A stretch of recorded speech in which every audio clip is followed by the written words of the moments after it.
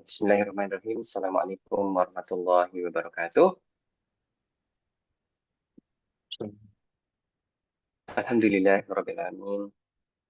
Segala puji dan syukur Allah semata atas segala nikmat rahmat yang tidak pernah henti Allah berikan kepada kita, sehingga kita masih diizinkan malam hari ini kembali berjumpa pada kajian keluarga Sakinah Journey Class dari Masjid Al-Wahdah.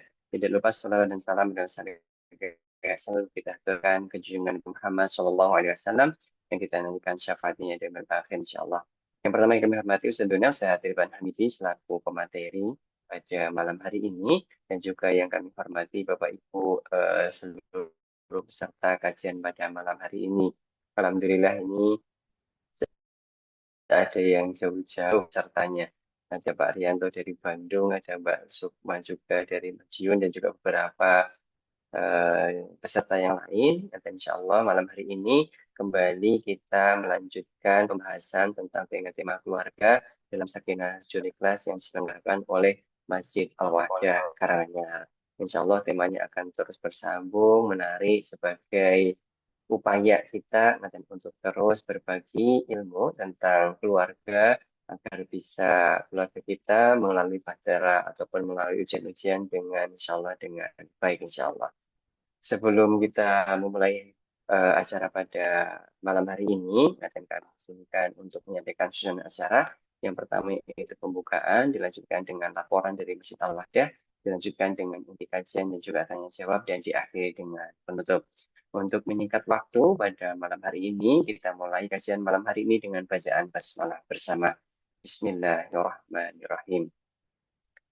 Kemudian yang kedua, tentunya akan kami selaku panitia pembangunan kompleks Eko Masjid Al-Wahdah memiliki kewajiban untuk menyampaikan informasi berkaitan dengan perkembangan progres pembangunan kompleks Eko Masjid Al-Wahdah. Insya Allah akan dilaporkan dalam bentuk video kepada rekan-rekan, bisa minta tolong untuk disampaikan laporan progres pembangunan kompleks Eko Masjid Al-Wahdah kepada panitia. Kami persilakan.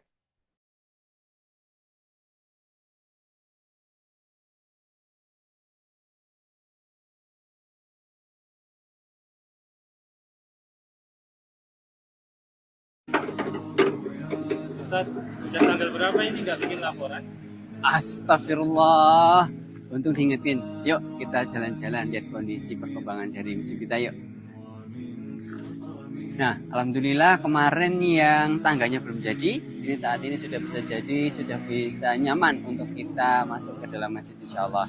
Cek lagi ke dalam yuk, perkembangannya seperti apa. Alhamdulillah yang pelambing kemarin pipa air bersih, pipa air kotor hampir sudah selesai. Kemudian ini sudah masuk lagi untuk ME. ME diantaranya ini sedang bapak-bapak melembur untuk kelistrikan. Kemarin untuk media, kabel-kabel media juga sudah selesai dibantu oleh Sianka Media dari Jakarta. Nah, ini kemudian beberapa dari kolom-kolom ini sudah mulai diaci dan juga dicat agar mulai rapi. Kemudian kita berpindah ke ruang sebelah utara. Nah, alhamdulillah pemasangan dinding di ruang sebelah utara ini sudah sebagian sudah terpasang dindingnya. Kemudian untuk persiapan listrik dan juga plumbingnya sudah juga dikerjakan. Kita pindah ke selatan ke atas. Ayo kita naik ke atas. Nah, alhamdulillah di lantai 2 ini besi untuk penyangga plafon sudah selesai dikerjakan. Kemudian fasad sebelah selatan sudah selesai dikerjakan. Fasad sebelah barat sudah selesai dikerjakan. Ini kita sedang proses untuk fasad sebelah timur. Dan insya Allah semoga segera jadi. Kemudian ada yang banyak bertanya kapan kok Masjid Al-Wahdah jadi biar bisa segera digunakan. Alhamdulillah kalau penggunaannya terus kita kerjakan, terus kita manfaatkan sebaik-baiknya. Cuma memang kita targetkan di bulan Oktober ini semoga Allah ridhoi untuk kita bisa menyelesaikan pembangunan Masjid Al-Wahdah ini supaya bisa dipakai lebih maksimal. Oleh karena itu kami menunggu uluran tangan, bantuan dan juga support dari para donatur dan juga muslimin sekalian agar kemanfaatan masjid ini bisa segera lebih maksimal. Demikian laporan pada bulan ini. Kami ucapkan jazakumullah khair pada seluruh donatur. Semoga Allah membalasnya dengan rezeki yang lebih. Bismillahirrahmanirrahim. Wassalamualaikum warahmatullahi wabarakatuh. Merdeka. Ya, alhamdulillah terima kasih kepada rekan-rekan yang telah membantu untuk menyampaikan laporan progres pembangunan Kompleks Eko Masjid Al-Wahdah. Dan jadi mungkin Bapak Ibu sekalian baru ada yang pertama kali bergabung. Jadi acara ini sebetulnya terselenggara oleh panitia dari Eko Masjid Al-Wahdah di Karanganyar. Karanganyar itu terletaknya di Jawa Tengah. Dan masjidnya masih terus berproses untuk dibangun, tapi kemudian untuk kegiatan dan lain sebagainya, alhamdulillah sudah kita jalankan, termasuk juga kajian keluarga pada malam hari ini.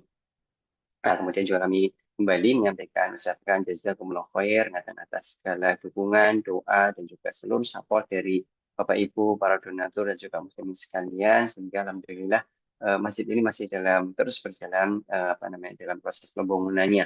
Alhamdulillah kalau dari persentase, kita persentasekan sudah memasuki ke 70% dari progres untuk pembangunan. Nah, kemudian kita lanjutkan saja untuk acara selanjutnya yang sudah kita tunggu, yaitu materi inti yang insya Allah pada malam hari ini akan mengangkat tema tentang akhlak dalam berumah tangga. Dan tentunya materi kita yang dalam tanda kutip akan menikah, dan berkeluarga, dan mungkin belum tanpa persiapan, kemudian ada arah rintangan atau hal-hal yang mungkin terjadi dalam rumah tangga kita, di putar Allah itu sudah terjadi. Aku lihat kita berusaha menimba ilmu katanya dengan salah satu yang mengikuti kajian ini untuk kita berproses terus menjaga dan juga memperbaiki keluarga ini agar insya Allah amin Allah antar sampai ke jannah dan juga semoga kedepannya kita bisa memberikan edukasi yang baik kepada anak turunan kita dalam nantinya mengarungi bahtera keluarga. Tapi siapa dahulu Ustaz Ridwan sudah siap, Ustaz? Ya, sudah. Sehat, Ustaz? Alhamdulillah, baik. Alhamdulillah. Hujan betul Ustaz di Jogja, Ustaz? Sekarang enggak nih? Enggak hujan. Oh, iya. Kemarin Karanganyar ini Qadarullah beberapa hari ini Iya, hujan terus. Alhamdulillah betul. malam hari ini. Iya. Oh, Jogja juga, Ustaz? Dan hujannya merata itu. Jadi saya juga Oh, baru iya. baru tiba. Sempat Jakarta juga hujan, pas ke Bandung Oh, juga iya. hujan. Jadi dapat hujan di semua tempat tuh, pas sampai di Jogja juga. Tapi hari ini enggak nih. Iya, Alhamdulillah. Berkah insya Allah. Oke, Alhamdulillah Ustaz Duna sudah siap. Materi kami share atau dari Ustaz untuk Enggak, men-share kalau materi? kalau bisa dari Rian juga monggo, dari Oh, siap. host ya, toko host. Oke. Kami bantu insya Allah. Untuk menyekat waktu, tempat dan waktu kami persilakan kepada Ustaz Zuna untuk menyampaikan materi dan juga sebagai informasi kepada jemaah sekalian.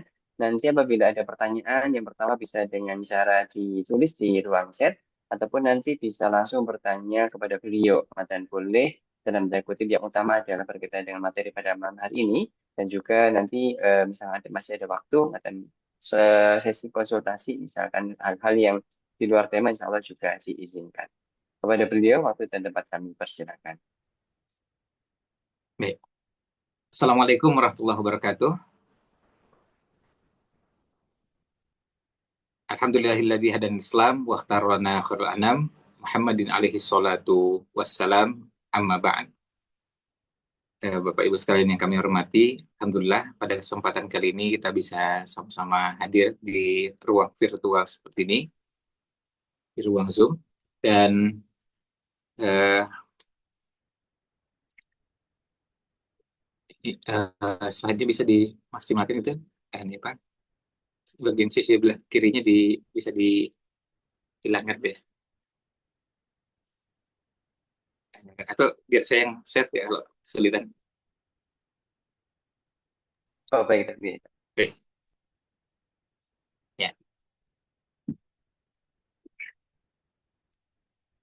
Bapak Ibu sekalian yang saya hormati, Alhamdulillah pada kesempatan kali ini kita bisa sama-sama hadir, sama-sama belajar, sama-sama mengkaji salah satu dari bagian ajaran agama kita, yaitu yang berkaitan dengan keluarga. Dan kalau kita bicara tentang tema keluarga, tentu banyak aspek, banyak sisi yang bisa kita pelajari. Pada kesempatan malam ini, tema kita akan kita fokuskan pada pembahasan akhlak dalam berumah. ini untuk menunjukkan pada kita bahwa akhlak itu masuk dalam banyak sekali ruang-ruang kehidupan kita. Salah satunya adalah berkaitan dengan keluarga. Yang kalau kita perhatikan, kalau kita bicara tentang rumah tangga, kita akan dapati bahasan yang berkaitan dengan rumah tangga ini eh, ternyata salah satu unsur yang penting adalah akhlak. Tentu tema besarnya adalah bahwa rumah tangga kita harus dibingkai dengan syariat Islam. Ada unsur akidahnya, ada unsur fikih, dan ada unsur akhlaknya. Nah, pembahasan akhlak ini, kalau kita lihat pada beberapa nas Quran dan hadis, tentu kita semua bisa mengambil menggunakan nas yang sifatnya umum, tapi juga ada tema-tema yang sangat khusus yang berkaitan dengan tema keluarga. Nah, sebelum kita masuk lebih jauh bahasannya tentang akhlak dalam rumah tangga, maka kita akan terlebih dahulu memberikan pengantar tentang akhlak sebelum masuk ke bahasan rumah tangga. Tentu pengantarnya kita ulas singkat saja. Kalau kita melihat ungkapannya Imam Al-Ghazali rahimahullah ta'ala, beliau ketika membahas akhlak, beliau menyampaikan bahwa akhlak itu adalah sesuatu yang muncul dalam diri seseorang, tertanam kuat, mengakar, dan itu muncul dengan spontan, tanpa perlu kita berpikir dan perlu mempertimbangkan. Jadi, contohnya begini. Kalau ada orang keinjak kakinya, atau kesandung, atau misalnya kepalanya terbentur, atau kejadian apapun. Misalnya tadi, terinjak kakinya. Yang pertama kali muncul, itulah namanya akhlak. Ketika misalnya pertama kali muncul, astagfirullah. Nah, itu akhlak. Tadi kita lihat dalam pengantar, ketika diingatkan, di mana nih report atau laporan perkembangan masjidnya? Astagfirullah. Nah, itu kalau yang muncul pertama kali, astagfirullah, nah itu akhlak. Karena di waktu yang sama, ada orang yang juga ketika diingatkan begitu, mengucapkan kalimat yang lain, mengucapkan kata lain. Masalahnya kata lain itu jika masuk kategori akhlak yang tercela, berarti itu sesuatu yang hina.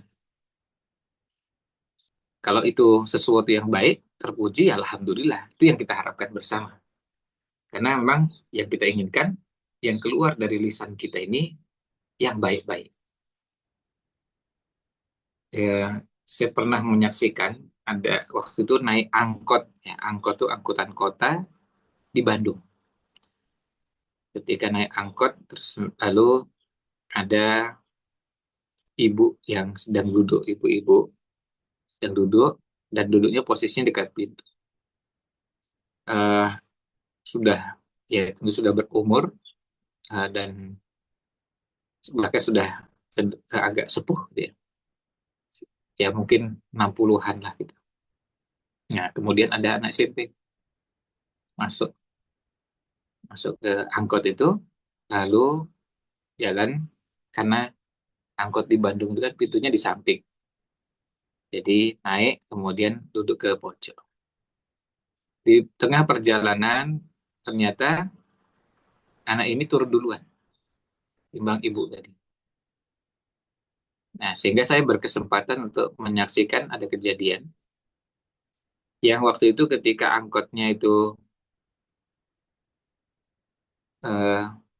apa diminta berhenti oleh siswa SMP ini. Siswa ini sambil kan tombol terus lalu kemudian dia mengatakan kiri, ya, kiri kiri, ya, ya kiri kiri. Nah, akhirnya angkotnya bergerak pelan-pelan sambil ngambil ancang-ancang belok kiri. Nah, dia ngambil ancang-ancang belok kiri itu belum betul-betul berhenti, ini jalan bergerak menuju pintu. dan tanpa sengaja menginjak kaki ibu ini. Nah, tapi persoalannya adalah, ya saya nggak tahu apakah memang cukup keras, karena kebetulan siswa ini pakai sepatu, ibu ini cuma pakai sendal. Ya, bisa kebayang mungkin ya lumayan sakit juga diinjak. Karena bukan cuma nginjak yang ringan, tapi juga sambil ada tekanan. Sebab ketika anak ini berjalan, keseimbangannya sempat berubah karena mobilnya bergerak dan tiba-tiba agak ngerem, jadi nahan. Nah, kaki ibu ini yang jadi pijakannya. Nah, awalnya saya udah bersyukur ketika ibu itu mengatakan astagfirullah.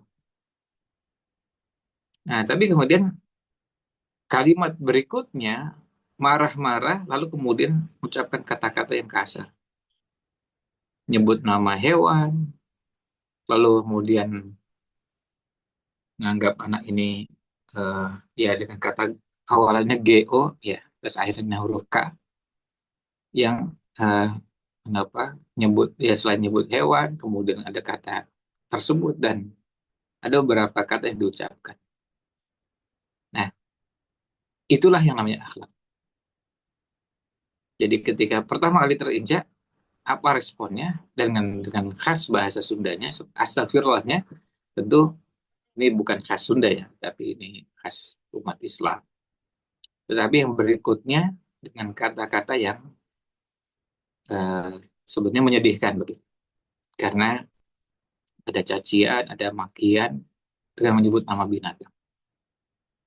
Nah, ini contoh bahwa akhlak itu dikatakan sebagai akhlak ketika dia karena terbentuk dalam waktu lama, muncul, dan responnya nggak perlu waktu lama. Nah, itu namanya akhlak. Nah, tapi apakah akhlak bisa berubah? Jawabannya bisa. Dan sebagian ulama akhlak kalau membahas tentang akhlak bisa berubah, jawabannya bisa dengan beberapa pendekatan. Ya, diantaranya misalnya kalau kita bicara sejarah, bukankah Umar bin Khattab itu orang yang bejatnya luar biasa, jahatnya luar biasa ketika jahiliyah. Tapi begitu Islam berubah jadi baiknya luar biasa. Jadi mudah menangis, mudah tersentuh. Padahal ini orang yang dulunya kasarnya luar biasa, sangarnya luar biasa, jahatnya luar biasa. Tapi menjadi orang yang lembutnya luar biasa, menjadi santunnya luar biasa. Nah, itu juga jadi contoh. Kalau orang sekelas Umar bin Khattab saja bisa berubah, masa kita nggak bisa berubah? Kan begitu. Kita ini, banyak di antara kita ini, latar belakangnya tidak seburuk Umar ketika jahiliyah. Ketika Umar kafir. Tapi kita tersalib jauh ketika Umar masuk Islam dan terus berbenah, terus belajar, terus memperbaiki diri, sampai akhirnya menjadi orang yang akidahnya kuat, kokoh, tapi akhlaknya luar biasa. Kita baca biografinya Umar, kita geleng-geleng kepala. Ini gimana ceritanya? Orang dengan basic yang tadi. Kalau orangnya dulunya kafir, tapi orangnya agak lembut, terus kemudian selama masuk Islam juga lembut, ya orang mengatakan ya pantas, memang nggak jauh lah dari kondisi awalnya dulu. Tapi enggak, Umar bin Khattab bukan orang seperti itu. Ya, semua tahu bagaimana jahatnya, bagaimana kejamnya. Nah, kalau itu bisa, kenapa nggak bisa? Orang-orang seperti kita. Berarti persoalannya bukan persoalan bisa nggak bisanya, tapi mau nggak. Bisa nggak kita mengubah akhlak yang kita miliki, yang tadinya buruk menjadi baik? Ya bisa, asal ada kemauan. Nah, cuma bedanya kalau bicara akhlak, ya kalau dalam bahasa Jawa ya seperti kalau kita mengubah watak. Ya. Kalau watuk itu 2 atau 3 hari selesai. Kalau watak 2-3 minggu belum tentu selesai. 2-3 bulan belum tentu selesai. Berapa lama? Macam-macam. Itu bedanya watak dengan watuk. Nah, ini pengantarnya yang berkaitan dengan akhlak. Dan kalau bicara tentang akhlak ini, ada banyak dalil yang menunjukkan keutamaan akhlak. Saya sebutkan salah satu di antara dalil yang menunjukkan keutamaan tersebut, yaitu sabda Nabi Shallallahu Alaihi Wasallam, "Akmalul mu'minina imanan, ahsanuhum khuluqa." Orang yang paling baik, orang yang paling sempurna imannya di antara kalian adalah yang paling baik akhlak. Nah, lalu kemudian lanjutannya dalam hadis tersebut Nabi Shallallahu Alaihi Wasallam menjelaskan keutamaan. Lalu beliau sabda dalam lanjutannya, khiyarukum khiyarukum linisaikum. Yang paling baik di antara kalian adalah yang paling baik akhlaknya atau perilakunya terhadap istrinya. Nah, ini untuk menunjukkan bahwa ketika orang punya akhlak yang baik, ternyata mendapatkan kedudukan yang begitu mulia. Maka, kalau kita berusaha untuk menjadi orang yang berakhlak baik, kita mendapatkan kesempatan untuk mendapatkan karunia, keutamaan yang begitu besar. Nah, makanya Nabi Shallallahu Alaihi Wasallam juga menjelaskan kepada kita kedudukan akhlak ini luar biasa. Dalam hadis yang lain, nah ini hadisnya kita kutip dua saja. Nabi SAW pernah bersabda, "Ma min syai'in," tidak ada sesuatu, yudha'u fil mizan, yang diletakkan dalam mizan. Mizan itu timbangan. Athqalu, yang lebih berat, min husnil khuluq, dari akhlak yang baik. Jadi tidak ada sesuatu yang lebih berat dalam timbangan. Jadi tidak ada sesuatu yang kalau diletakkan dalam timbangan yang lebih berat daripada husnul khuluq, akhlak yang baik. Nah, kemudian lanjutannya ini yang menjadi penyemangat kita. Wa inna sahiba husnil khuluqi, dan sesungguhnya orang yang berakhlak baik, orang yang memiliki akhlak baik, la yablughu bihi darajata sahibis shaumi was shalah. Maka dia akan mencapai derajat orang yang berpuasa dan orang yang sholat. Ini coba lihat keutamaannya. Jadi orangnya nggak sholat tapi mencapai derajatnya orang yang sholat. Orangnya nggak puasa tapi mencapai derajat orang yang puasa. Ini maksudnya pada sholat sunnah, nawafil, dan juga puasa sunnah. Ya, sebab tidak mungkin kalau gitu ya nggak usah sholat wajib. Kan sudah yang penting akhlaknya baik. Nggak begitu. Nah ini kalau mau bersaing dengan orang-orang yang punya banyak sholat malam, punya sholat-sholat nawafil, apa yang kita saingi dengan orang-orang tersebut? Kita punya sholat wajib, tapi nggak banyak sholat nawafilnya, sholat sunnahnya. Nah, kita perbaiki akhlak. Termasuk akhlak dalam berumah tangga. Dan akhlak dalam berumah tangga ini termasuk akhlak yang dikerjakan dalam durasi yang sangat panjang dan lama. Dalam durasi yang sangat panjang dan lama, berapa lamanya? Nah, ini bisa puluhan tahun tergantung dari masa kehidupan berumah tangganya. Masa kehidupan berumah tangganya berapa lama, nah itu durasi. Nah, selanjutnya, sekarang kita coba masuk ke bahasan apa akhlak-akhlak yang bisa kita lakukan dalam kehidupan rumah tangga kita. Saya kutipkan dari buku judulnya Tis'un wa Tis'una Fikratan Lihayatin Zaujiyatin Sa'idatin, atau Tis'un wa Tis'una Fikrah Lihayah Zaujiyah Sa'idah, karya Dr. Musabbab bin Fahad Al-Asim. Nah, beliau menyebutkan ada beberapa akhlak. Di antaranya, ini bahasa beliau Al-Kanzul Kabir. Apa yang dimaksud di situ adalah sabar. Nah, sekarang kita coba mengulas tentang sabar ini. Ketika kita bicara tentang sabar, sebagai salah satu akhlak dalam berumah tangga, sabar ini diperlukan dalam banyak sekali perjalanan kehidupan rumah tangga. Para suami, para istri, para bapak, ibu, juga anggota keluarga lainnya perlu memiliki sabar karena sabar ini harus menjadi akhlak yang melekat dalam perjalanan kehidupan rumah tangga kita. Ada sabarnya suami ketika berinteraksi dengan istri. Juga sebaliknya, sabarnya istri ketika berinteraksi dengan suami. Kemudian ada sabarnya orang tua terhadap anak-anak.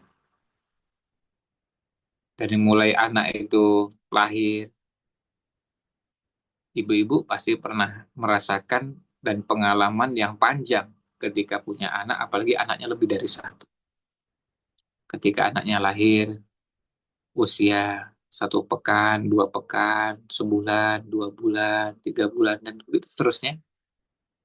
Itu kalau nggak sabar, berat menjalani proses. Anaknya, ya ibu sedang masak, tiba-tiba anaknya nangis, pipis, ngompol. Terus sudah diganti, baru ganti sebentar, kemudian lalu dengar lagi anaknya nangis, maaf buang air besar, BAB. Terus setelah itu jalan lagi, kemudian di waktu malam menemani tidur sampai anaknya tidur, dan akhirnya ibu juga tidur setelah anak tidur. Di tengah malam anaknya bangun, nangis lagi, ibu harus bangun. Ternyata bangunnya nggak cuma nangis karena ada nyamuk, tapi nangisnya karena misalnya tadi lagi-lagi ngompol. Dan itu betul-betul perlu kesabaran karena menjalaninya, bayangkan, ya seperti nggak ada istirahatnya, 24 jam tuh harus siap siaga. Kan begitu? Kan nggak bisa seorang ibu, eh, ya nggak bisa seorang ibu ketika apa ketika anaknya nangis lalu kemudian tak tinggal tidur aja, mau nangis terserah, ya nggak bisa dan nggak mungkin. Ini mohon maaf, ini ada yang coret-coret, ya. Nah, ada kesabaran yang harus dijalani oleh suami terhadap istri, istri terhadap suami, orang tua terhadap anak, yang ini bagian dari perjalanan kehidupan rumah tangga. Ini memerlukan kesabaran.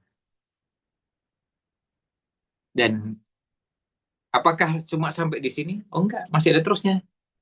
Ketika berinteraksi dengan bapak ibu kita sendiri, berinteraksi dengan bapak ibu mertua, terus berinteraksi dengan kakak ipar, adik ipar, berinteraksi dengan Pak Le, Pak D, dan seterusnya. Pak Le-nya istri, budenya istri, dan begitu. Perlu kesabaran, oh iya. Karena apa? Tipe orangnya macam-macam. Ada yang ketika kita ketemu dikomentari yang nggak menyenangkan. Kamu itu mbok ya. Nah, jadi belum apa-apa, ketemu sudah bahasanya ngegas, kata anak muda sekarang. Jadi kita mau menjelaskan juga seperti tidak diberikan ruang dan kesempatan untuk berbicara. Padahal apa yang disampaikan itu sebetulnya juga sudah kita lakukan. Cuma beliau merasa bahwa beliau sudah pengalaman lebih banyak dari kita, punya pengalaman lebih baik dari kita, sehingga saatnya nasihati kita dengan berbagai macam nasihat.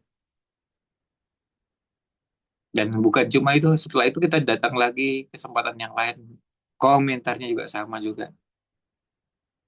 Perlu sabar? Oh ya jelas, perlu sabar. Nah, itu pada saat berinteraksi dengan semua yang menjadi bagian dari keluarga. Tapi minimal kesabaran ini kita bawa ketika apa?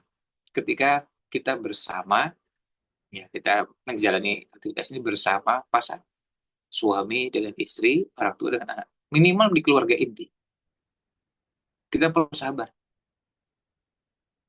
Dan kalau kita melihat kesabaran yang ada ini, bahkan yang menarik adalah ketika ada hadis yang secara khusus menyebutkan kesabaran ketika punya anak perempuan yang mungkin, maaf, kadang-kadang rewel, cerewet, manja, ini itu.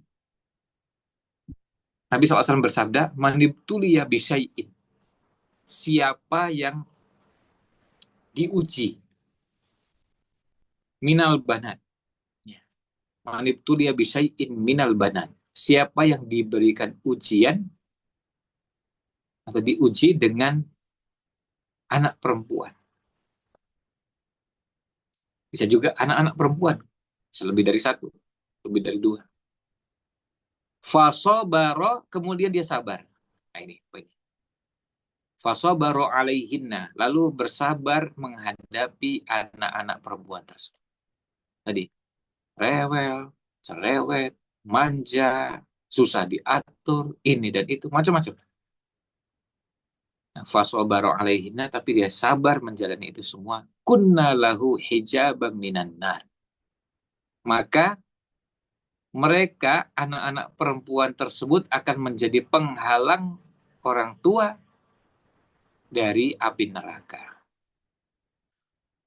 Jadi kita kadang-kadang kita bosan, capek. Ya itulah bagiannya. Kesel nggak? Oh ya kesel. Capek ya capek. Nah itulah bagian dari kesabaran yang harus kita jalani. Kita harus bersabar menjalani itu. Ini ketika dapat ujian dan apa yang luar biasa dalam hadisnya itu disebutkan manibtulia, diberikan bala, diberikan ujian dengan anak perempuan. Apa enggak anak laki-laki juga ada masalah? Iya. Tapi secara khusus disebutkannya ini karena ada kondisi-kondisi khusus. Misalnya manja. Saya pernah bertemu dengan salah seorang pimpinan pesantren. Kebetulan beliau memimpin pesantren, ketua yayasan pesantren putri. Lalu setelah itu hendak beralih memilih membuat pondok pesantren putra. Ketika saya tanya, kok pindah itu gimana?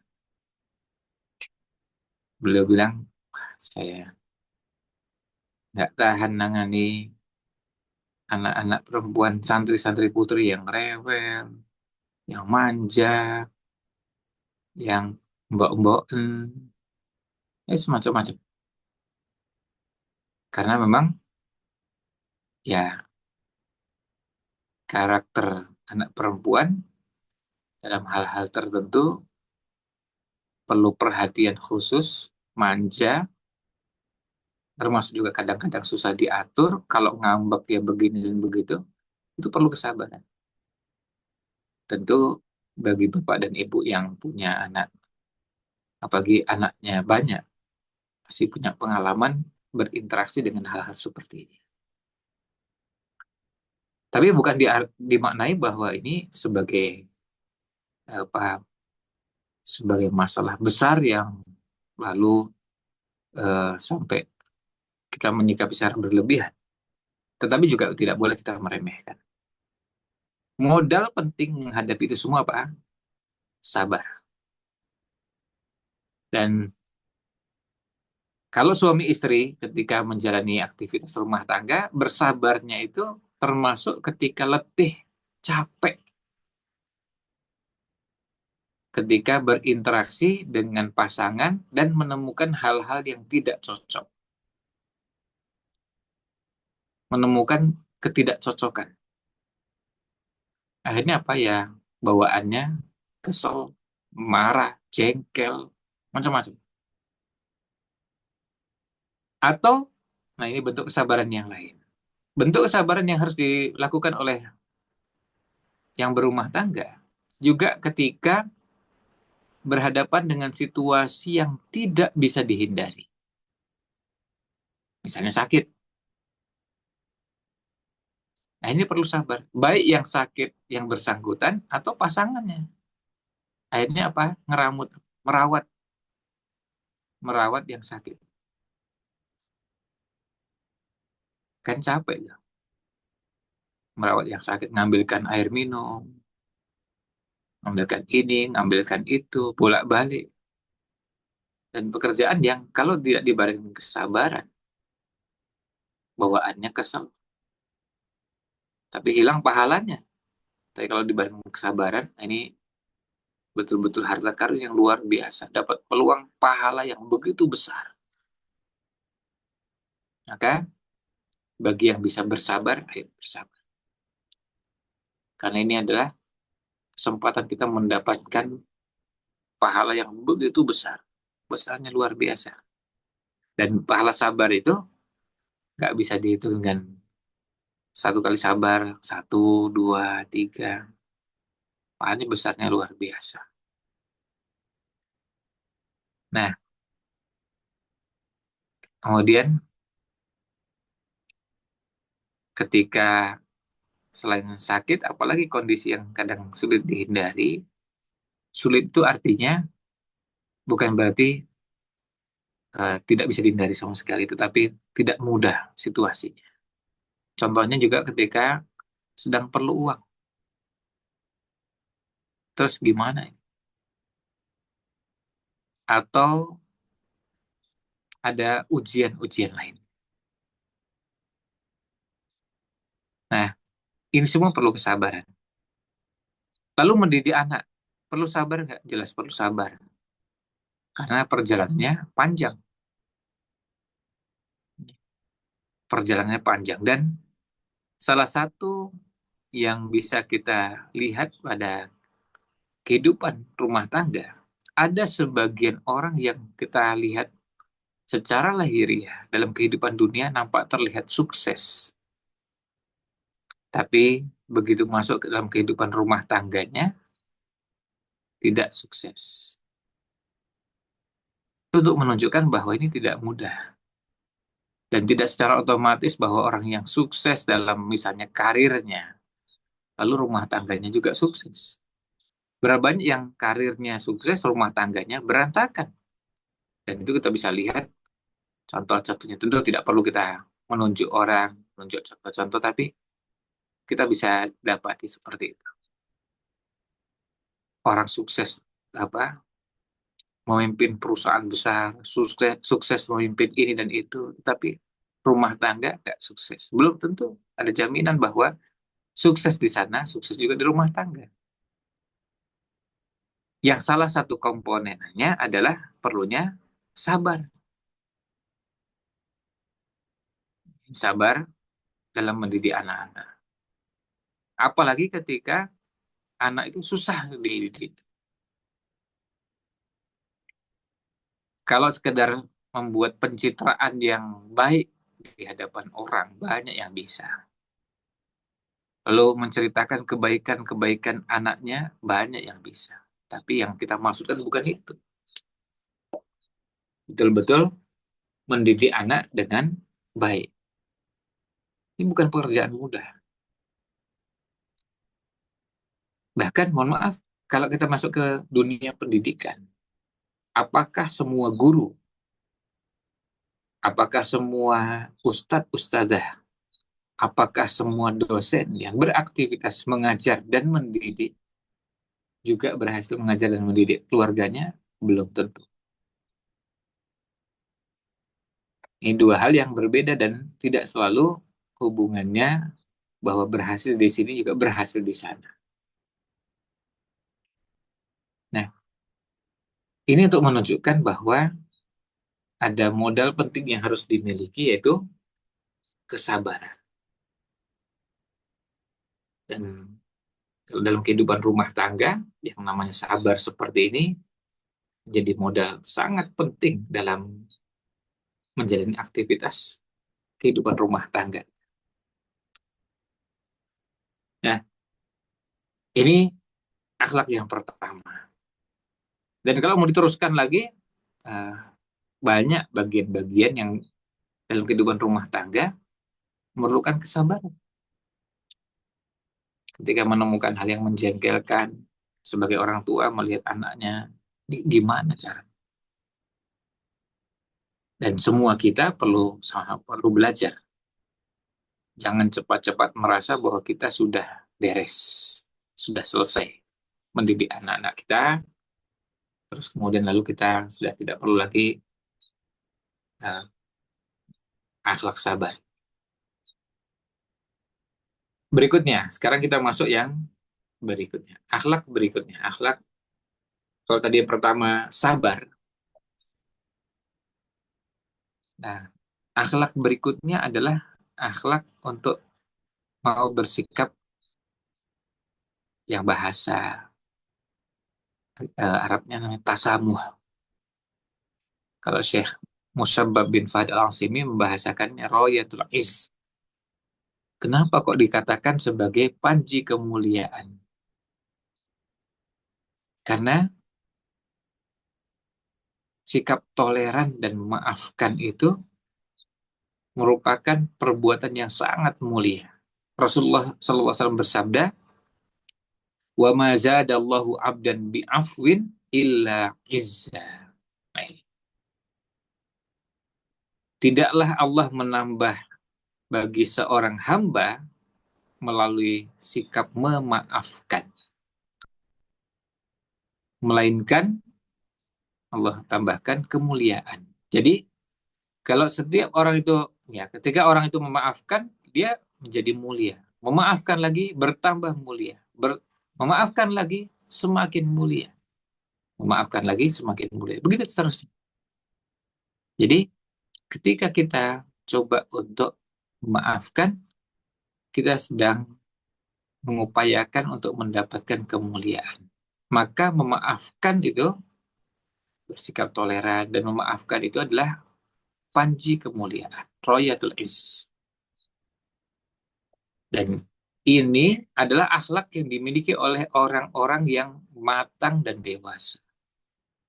Karena orang berumah tangga itu idealnya adalah orang yang sudah punya kematangan dan kedewasaan. Idealnya begitu. Orang yang berumah tangga adalah orang yang matang, orang yang dewasa. Maka punya sikap dewasa, berjiwa besar, punya sikap untuk bersikap toleran, punya sikap untuk memaafkan. Yang kalau kita lihat dalam kehidupan rumah tangga yang namanya suami istri, sudah pasti salah satu di antara keduanya bisa berbuat salah. Kan hadis Nabi SAW, kullu bani adama khata. Setiap anak Adam itu banyak berbuat kesalahan. Salah satu bentuk kesalahannya adalah kalau itu suami, istri, ya antar pasangan tersebut. Atau orang tua kepada anak, bisa kesalahannya muncul antara orang tua dengan anak. Maka perlu ada sikap lapang dada. Ya, ada sikap toleran dan memaafkan. Nah, kemudian sikap ini, sikap toleran dan lalu memaafkan, ini perlu dimiliki oleh suami dan istri karena yang namanya kesalahan itu bisa muncul dari masing-masing kita. Jangan membayangkan lalu kemudian kita apalagi membesar-besarkan menyebutkan kesalahan pasangan, tapi kita lupa bahwa kita juga punya kesalahan yang bisa jadi membuat orang lain marah dan kesal. Bukankah ketika suami berbuat salah, istri juga bisa berbuat salah? Cuma pada bagian yang lain. Ditambah lagi, yang namanya kesalahan dalam kehidupan rumah tangga itu ada yang berulang-ulang. Kesalahan itu ya ada yang berulang-ulang. Nah, kalau kesalahannya berulang-ulang, nah, kemarin dilakukan, 3 hari yang lalu dilakukan, hari ini diulang lagi. kalau kita nggak bisa dan nggak punya sifat memaafkan, itu jadi masalah besar dan nanti dibesar-besarkan atau dicerita-ceritakan. Nah, nanti ada bahasan di antara akhlak yang juga harus dimiliki seseorang. Kalau dikaitkan dengan sabar adalah, kalau tadi akhlak sebelumnya sabar, ini ada yang berkaitan dengan memaafkan. Ketika ada yang berbuat salah, kita bersabar dengan perilaku tersebut. Kemudian ketika kita memaafkan, kita coba berupaya sebisa mungkin tidak menceritakan itu kepada orang lain. Jangan sekali-kali ceritakan kepada orang lain. Nah, jangan ceritakan kepada orang lain. Karena bisa jadi ada sesuatu yang ketika dilakukan, kemudian dilakukan dengan tidak sengaja, ya, dilakukan meskipun terulang, itu bukan sesuatu yang layak untuk diceritakan kepada orang lain. Nah, ini bagian dari yang harus juga dibiasakan. Jaga mulut kita, sabar dengan kondisi yang ada. Kita sebenarnya kepingin menceritakan kepada orang lain, tapi masalahnya nggak boleh. Kita nggak dibenarkan dalam syariat menceritakan keburukan pasangan. Suami menceritakan keburukan istri, istri menceritakan keburukan suami. Ini sesuatu yang tidak boleh.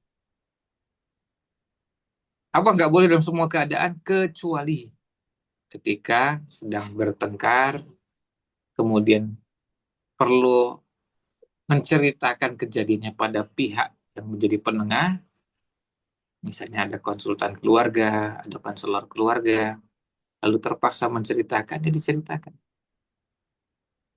Itu pun dipilih yang memang betul-betul bisa dipercaya. Karena mohon maaf, bisa jadi ada orang yang tidak terampil menyembunyikan rahasia orang. Maka nggak layak kita bercerita pada orang seperti itu. Tidak layak kita bercerita pada orang yang tidak terjaga lisan. Nah, itu yang berkaitan dengan memaafkan. Dan jangan sampai kesalahan yang pernah dilakukan lalu diungkit-ungkit. Nah, ini salah satu sifat atau bentuk kufur yang dilakukan misalnya oleh seorang istri pada suaminya adalah ketika begitu sudah mulai marah, lalu diungkap kesalahan-kesalahan masa lalu. Lalu diungkap keburukan-keburukan, kejelekan-kejelekan yang pernah dilakukannya di masa lalu. Dan itu ternyata apa? Disimpan dan didokumentasikan, diingat, sehingga pada saat marah diceritakan semua. Yang kalau seandainya suami melakukan hal yang sama, bisa jadi kejadiannya bisa lebih parah. Bisa jadi sang istri sebenarnya kondisinya lebih parah daripada sang suami. Cuma suaminya bersabar untuk tidak menceritakan itu kepada orang. Karena apa? Karena ini memang tidak boleh diceritakan. Istri bisa berbuat salah, oh ya bisa, manusia biasa. Suami ya bisa, dan bisa salah berkali-kali bisa. Kullu bani Adam khata'. Ya. Wazannya fa'al. Ya, khata' itu artinya banyak kesalahan. Lah kita ini, coba, siapa di antara kita yang nggak pernah berbuat salah? Kan nggak ada. Atau kita persempit lagi, siapa yang dalam 1 bulan ini nggak pernah berbuat salah? Kan nggak ada. Siapa di antara kita 1 bulan ini nggak pernah berbuat salah? Kita turunkan lagi. Siapa yang 1 pekan ini nggak pernah berbuat salah? Saya nggak pernah berbuat salah sama sekali. Nggak mungkin. Nah, cuma kesalahannya seberat apa, sebanyak apa, nah itu yang membedakan. Ada yang kesalahannya sedikit. Ada yang kesalahannya agak banyak dan sangat banyak. Nah, itu kan yang membedakan, cuma itu. Nah, kita belajar untuk apa? Memaafkan. Dan ini akhlak yang sangat mulia. Dan sampai-sampai Nabi SAW menyatakan bahwa ketika seorang itu memaafkan, Allah akan tambah apa? Tambah kemuliaan. Makanya kita bisa dapati ada orang-orang yang Allah tidak berikan kemuliaan bukan karena akhlaknya yang tidak baik, tapi susah memaafkan orang lain. Karena hadisnya jelas. Ketika seseorang memaafkan, Allah akan apa? Allah akan tambahkan apa? Kemuliaannya. Allah tambahkan kemuliaannya. Ada yang bersalah lagi, maafkan lagi. Allah angkat lagi. Dan memaafkan itu bisa dengan berbagai cara.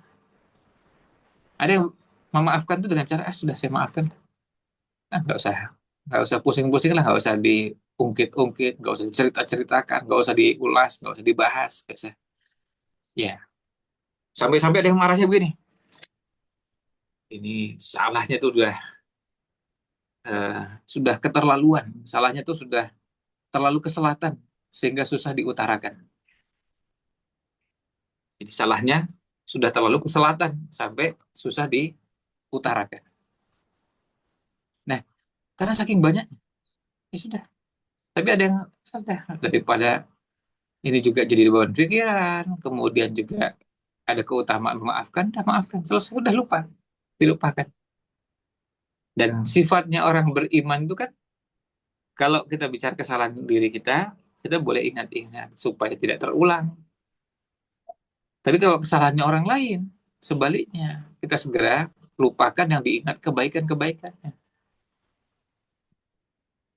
Kalau dibalik malah jadi rusak. Kalau yang dibalik itu diingat kesalahan-kesalahan orang, terus yang diingat kebaikan-kebaikan kita, maka kita akan menjadi lupa diri.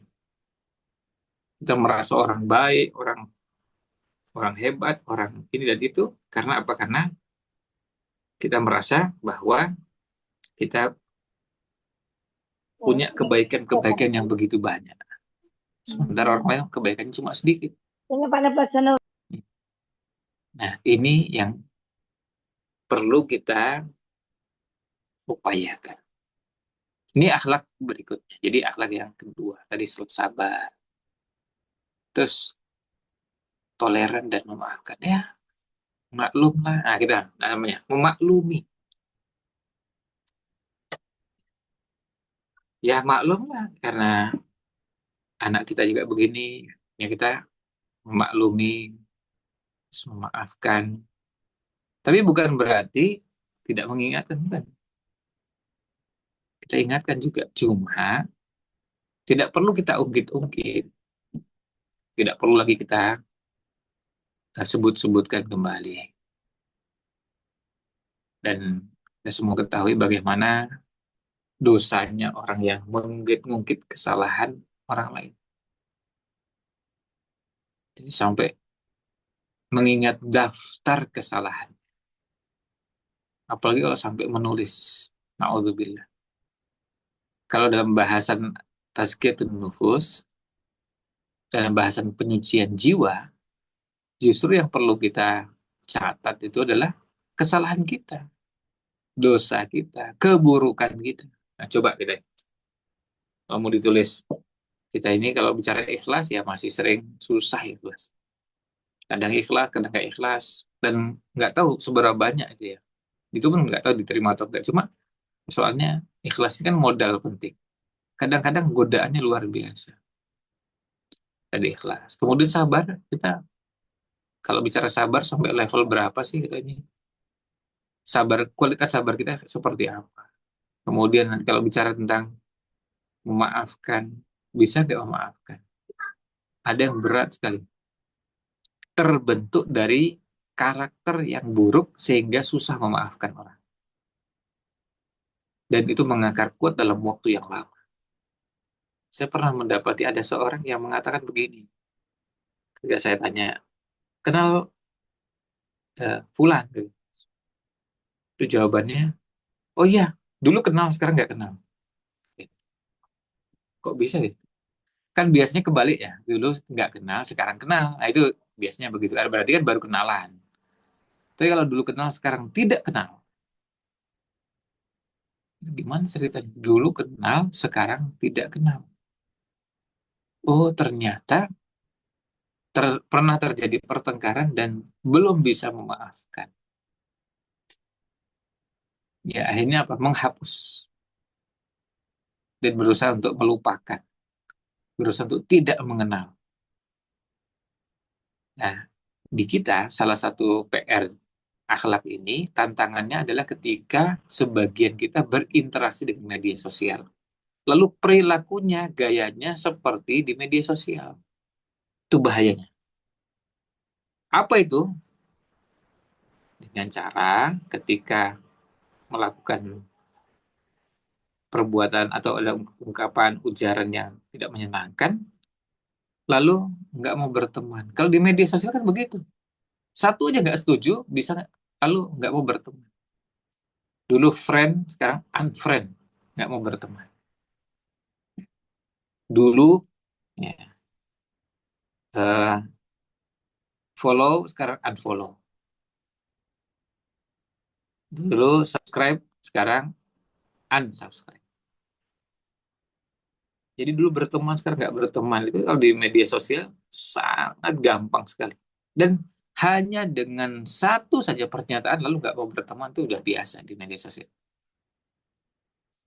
Saya nggak setuju dan saya nggak sependapat dengan pendapatnya. Ya, itu udah biasa. Yang namanya pendapat itu nggak harus selalu sama. Kita nggak mungkin kita samakan pendapat yang begitu banyak. Apalagi pendapat suami istri. Nggak mungkin semuanya selalu sama. Ya nggak bisa dipaksakan. Tapi kalau bermusuhan itu kan masalah lain lagi. Nah, ini kembali ke sini ya. Jadi ini akhlak yang kedua. Jadi ketika bicara tentang akhlak berumah tangga, ya, kita juga perlu belajar memaafkan. Yang ketiga, fanul ato. Ato itu artinya memberi. Seni dalam memberi. Maksudnya apa? Kalau kita berumah tangga, perlu belajar bagaimana memberi kepada orang lain. Terutama yang dimulai apa ya, pemberian itu dimulai dari pasangan, suami kepada istri, istri kepada suami. Gimana memberinya? Memberi itu bisa yang sifatnya materi dalam bentuk harta, uang, atau bisa dalam bentuk barang. Bisa juga dalam bentuk apa? Dalam bentuk memberikan perhatian. Nah, itu namanya rasa. Memberikan perhatian. Itu namanya memberi, tapi yang diberikan bukan barang, cuma rasa. Kemudian juga bentuk yang lain adalah khidmat. Khidmat itu artinya pelayanan. Yang kalau dalam kehidupan rumah tangga, yang namanya suami memberi kepada istri, istri memberi kepada suami. Itu satu hal yang lumrah dan biasa. Dan memberinya, memberi dalam bentuk apapun. Jadi bisa memberi dalam bentuk dari materi, perasaan, atau pelayanan, yang ketika memberi seperti itu, sampai pada tingkat kadang-kadang mengorbankan. Nah, nanti ada pembahasan tersendiri, berkorban. Tapi kita sekarang fokus dulu ke memberi.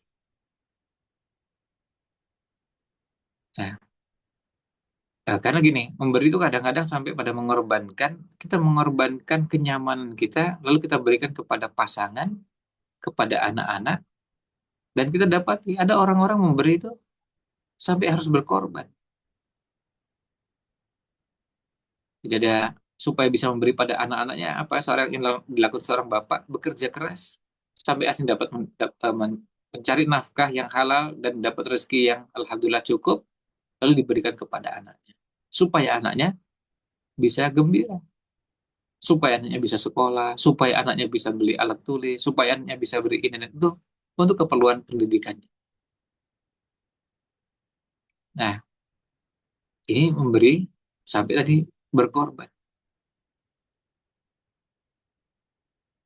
Nah, kalau suami istri, nah ini memberi ini bisa dalam bentuk kalau kita memberi bisa memberi masukan, kan gitu, beri saran, Atau paling tidak kalau bahasa sekarang ada opini. Ya, kalau misalnya istri punya pandangan tertentu, saya beri opini yang lain ya. Ini tapi jangan marah kalau saya punya pandangan berbeda. Kemudian bisa juga dalam bentuk memberi nasihat. Nasihat, yang nasihat ini betul-betul tulus karena ingin kebaikan pasangan. Maka ada namanya nasihat yang berkualitas. Kemudian bentuk memberi yang lain adalah perasaan tapi yang positif. Juga bagian dari memberi. Misalnya empati, simpati, apresiasi.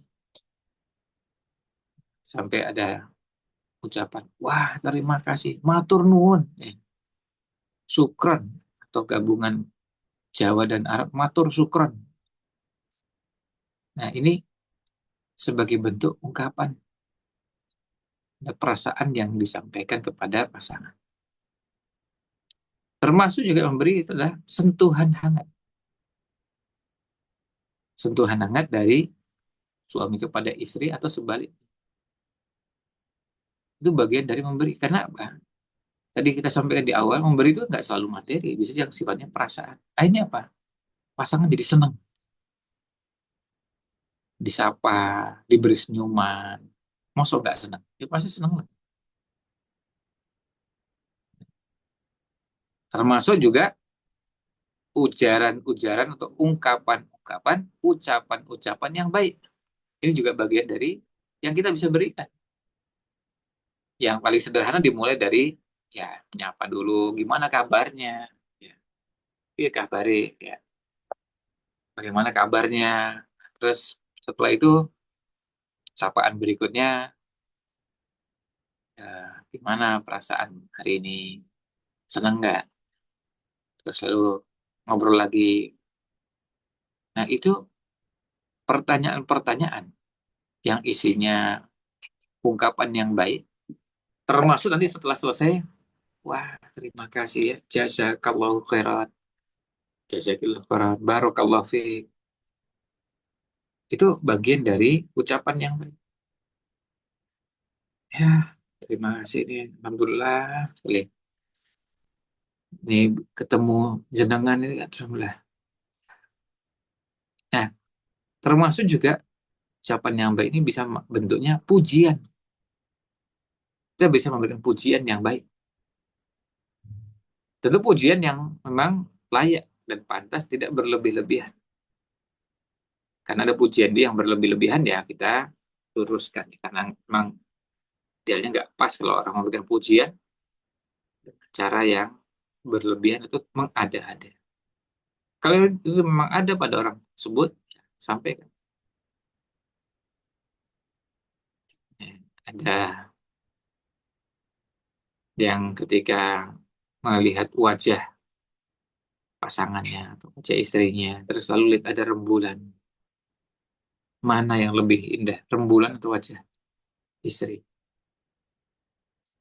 Nah, itu bahasa-bahasa gitu, termasuk ya apa ya, menggoda gitu ya, bercanda. Kan bercanda itu dibolehkan dalam batas-batas yang memang tidak mengandung unsur yang dilarang. Kita boleh bercanda. Sebagaimana Rasul SAW juga bercanda. Beliau bercanda dengan orang-orang dekatnya, dengan sahabat. Nah, boleh sekali kita bercanda. Nah, kemudian ya, bisa juga dalam bentuk materi. Memberi itu dalam bentuk materi, misalnya memberi kira-kira hadiah apa yang menarik ya. Misalnya kita pergi keluar kota, pulang, bawa apa ya? Apa hadiah yang bisa dibawa? Nah, itu bentuk dari pemberian. Dan itu ada seninya. Kenapa ada seni? Karena memang pertama bentuknya bisa sangat beragam. auto itu pemberian itu bisa sangat beragam, mulai dari materi, perasaan, pelayanan. Kan gini, eh, ketika kita bicara tentang materi, barang, benda, atau termasuk uang, itu kan masih beda. Sekarang kalau misalnya eh, istri sedang pusing gitu, terus tiba-tiba diberi diberi uang, terus warnanya yang merah-merah gitu. Nah, yang merah-merah dan yang merah-merahnya agak banyak lagi. Itu ada yang lalu peningnya hilang itu, pusingnya hilang. Karena sebenarnya pusingnya karena nggak punya yang merah-merah itu. Nah itu namanya memberi dalam bentuk apa? Materi. Terus dalam bentuk jadi kalau perasaan tadi ungkapan dan bentuknya bermacam-macam. Cara memberikan uang kan bisa macam-macam. Bisa di amplop. Terus ada yang memberi itu dengan pakai drama dulu. Jadi sebelum memberi istrinya ditutup apa matanya. Terus disuruh ya melakukan itu artinya itu cuma teknis, tapi ada seninya. Sesekali memberinya itu enggak cuma yang biasa-biasa. Ada sesekali yang terasa berbeda. Terus juga oleh perasaan, ya tadi ungkapan-ungkapan, ungkapan gembira, ungkapan apresiasi, penghargaan, termasuk pelayanan. Kan yang namanya pelayanan itu kita bisa melihat kualitas pelayanan satu dengan yang lainnya bisa berbeda. Saya pernah mengunjungi, nah ini sekaligus juga saya ceritakan dengan jemaah sekalian. Bulan lalu saya bersama Dr. Musabab bin Fahad Al-Asimi, yang namanya ada di sini. Ini bisa dilihat di sini ada namanya Dr. Musabab bin Fahad Al-Asim. Satu hari sebelum beliau pulang, saya berangkat dari Jogja, datang ke Jakarta menemui beliau. Karena beliau ini guru saya. Terus kita sarapan di satu yang luar biasa. Tempat sarapannya itu memang eh, memberikan pelayanan luar biasa. Meskipun belakangan saya baru tahu ternyata harganya mahal. Ya pelayanan juga memang nggak lazim. Jadi pelayanan bukan yang biasa. Jadi gini, bentuk pelayanan itu sampai Syekh Musabab ini tanya ini kenapa dia bolak-balik. Ya, tadi kan dia tanya di sini terus bilang, Pak ada yang bisa kami bantu, bisa kami ambilkan, apa perlu teh, kopi, susu atau minuman apa? Nah itu kan masih standar, masih biasa gitu. Nah terus dibuatkan. Eh, saya pesan, saya bilang saya mau pesan deh. Ketika disampaikan, terus orangnya pergi. Setelah pergi ngobrol, terus datang lagi. Ya setelah beberapa menit datang lagi. Mohon maaf Pak, ini eh, pesanan Bapak agak sedikit terlambat. Mohon ditunggu Pak. Iya. Terus saya pergi lagi. Jadi itu contoh pelayanan. Jadi kita bisa merasakan kualitas pelayanan. Terlambat sedikit itu, dia minta maaf. Terus kenapa? Ini coba buat dalam kehidupan rumah tangga. Bayangkan kalau standar pelayanannya seperti misalnya hotel bintang 5 gitu ya. Ya, standar pelayanan apa dalam kehidupan rumah tangga itu dengan standar yang tinggi. Itu kan orang pasti atau insya Allah ya. Dan insya Allah akan lebih betah di rumah daripada ke tempat lain. Karena apa? Ya, di rumah saya sudah dapatkan itu semua. Mau cari di mana? Cari apa juga. Di rumah saya dapat. Kalau cuma pelayanan begitu di rumah saya sudah ada. Dan saya punya dengan kualitas pelayanan yang sama bagusnya, bahkan bisa lebih bagus. Nah, itu namanya seni. Seni memberikan pelayanan. Seperti misalnya sekarang seorang istri menyediakan hidangan untuk suami. Gimana caranya? Kan bisa aja dengan standar yang biasa sudah. ada nasi, ada lauk, sayur, dan seterusnya, ada tempatnya. Itu sudah benar dan itu nggak keliru. Tapi akan berbeda ketika sesekali ada selingannya, ada sesuatu yang unik, khas, istimewa. Atau memang setiap hari selalu istimewa. Itu membuat orang betah. Ngapain cari di rumah? Cari di luar. Di rumah saya sudah dapatkan begitu. Kalau orang bilang nasinya di sini hangat dan nasinya empuk, saya juga di rumah nasinya hangat dan empuk. Terus di sini ya kalau kita mau minum tuh langsung disiapkan. Kalau gitu coba sama di rumah juga saya. Istri juga nyiapkan begitu. Nah, ini akan menjaga dan melanggengkan kehidupan rumah tangga sehingga orang merasa senang dengan interaksi dalam kehidupan rumah tangga. Karena apa? Karena itu bisa didapatkan langsung. Dan ada seni yang membuat itu menjadi sangat berkesan. Kan kalau kita menyapa, misalnya seperti tadi, kalau pelayan, maaf Pak, ya, ada yang bisa kami bantu. Salah satu poin yang ada di situ adalah ada yang namanya senyum, ada sapaan yang begitu sopan, ramah, yang itu ketika dijaga dalam kehidupan rumah tangga juga insya Allah akan menjaga kelanggengan kehidupan rumah tangga. Kan kalau seandainya itu dipertahankan dan sebaliknya juga, ya tentu dibalik-balik dari istri kepada suami, suami kepada istri, akhirnya yang ada saling mencintai. Yang jadi masalah kan ketika antar suami istri bahasanya nggak begitu hangat, nggak begitu santun, tapi pas giliran ketemu penjual siomay depan rumah, ramah sekali dia. Pak, pesan dua ya Pak ya. Kok santun sekali, ramah sekali. Tapi begitu dengan pasangannya, nggak seperti itu. Kan nggak ada yang begitu pesan, misalnya pesan bakso depan rumah yang pas kebetulan lewat, pesan ini dan itu yang lewat. Itu kan nggak ada yang pas pesan marah-marah, nggak ada. Baik-baik, Pak, saya pesan satu ya, pesan dua ini, tapi tolong lomboknya dipisahkan atau sambalnya dipisahkan ya. Tapi lomboknya agak banyak ya, sambalnya agak banyak. Ya. Saya pesan yang begini dan begitu, kan bisa begitu.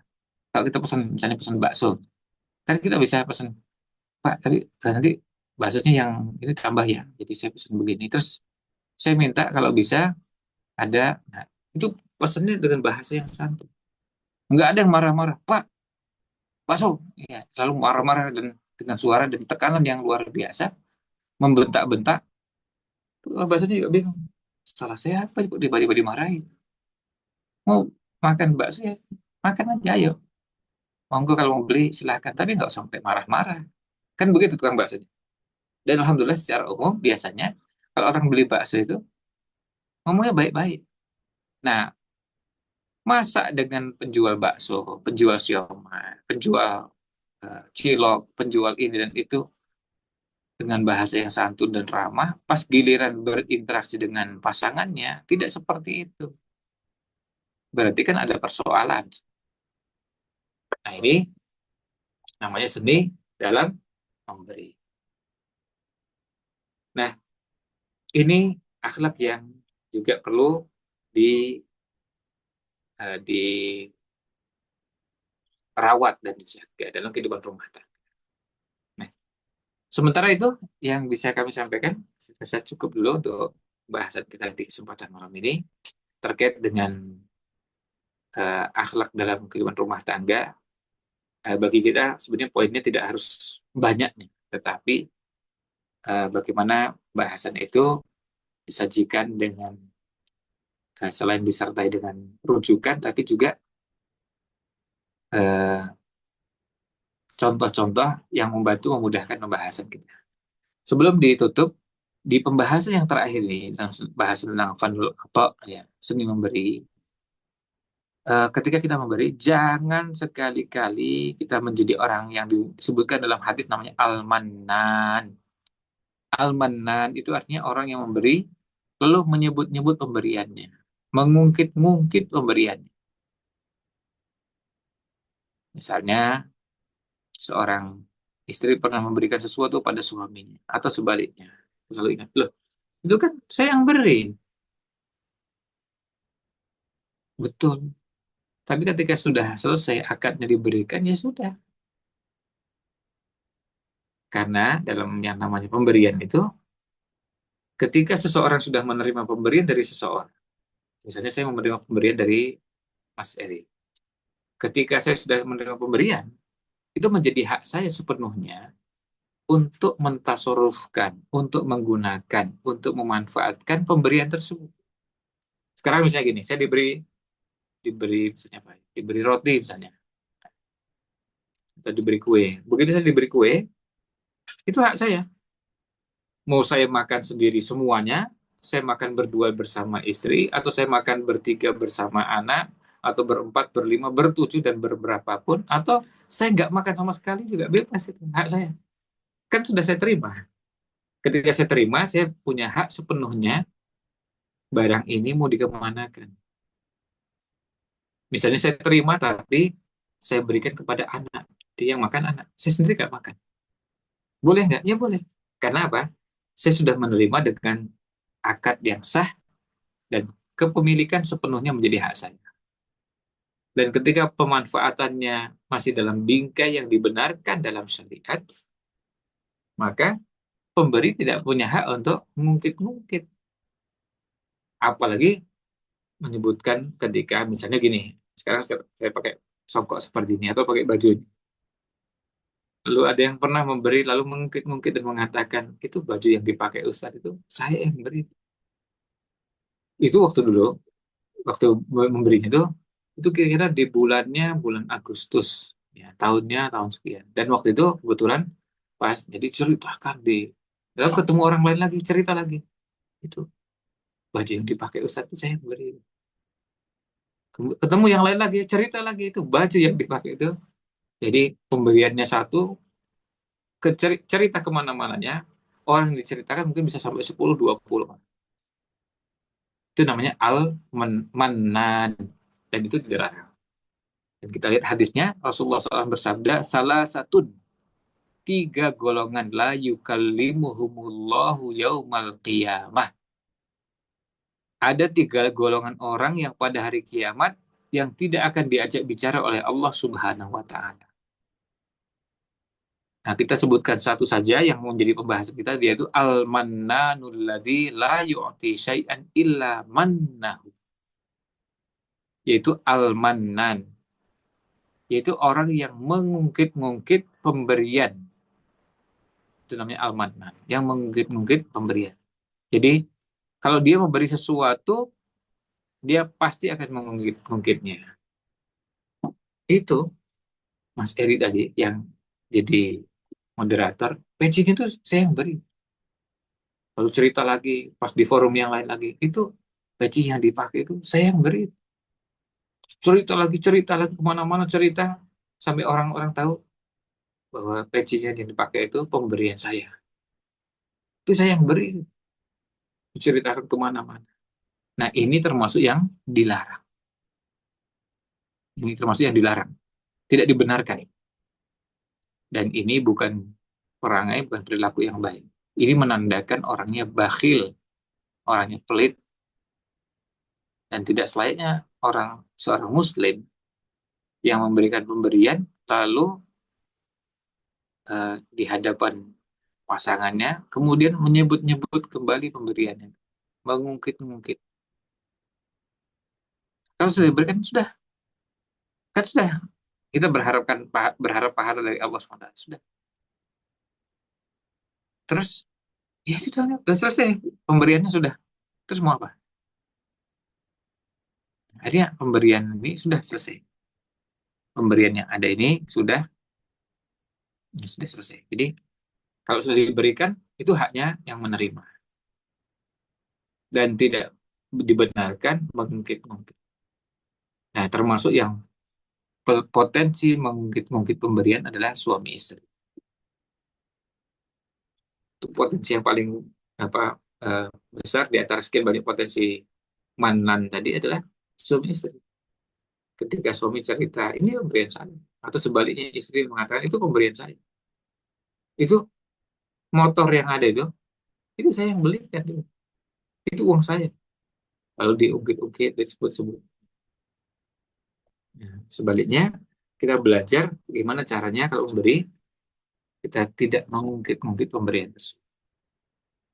Demikian ulasan yang bisa kami sampaikan terkait dengan akhlak berumah tangga. Tentu tidak atau belum semua pembahasan.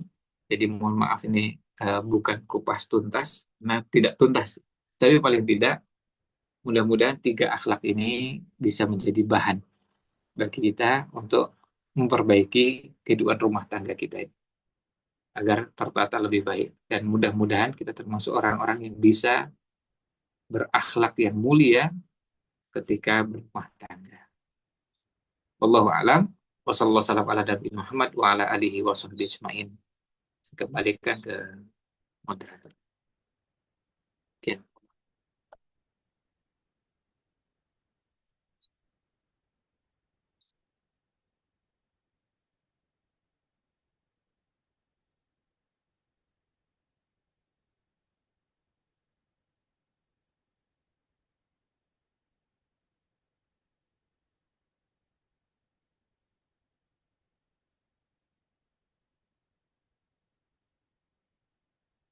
Sudah.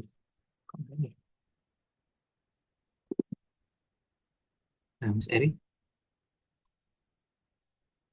suaranya,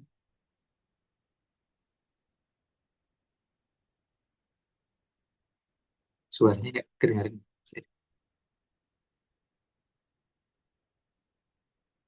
Nah, saya nggak tahu. Pak, ada gangguan di tempat saya. Suaranya nggak, suaranya Mas Eri nggak kedengaran.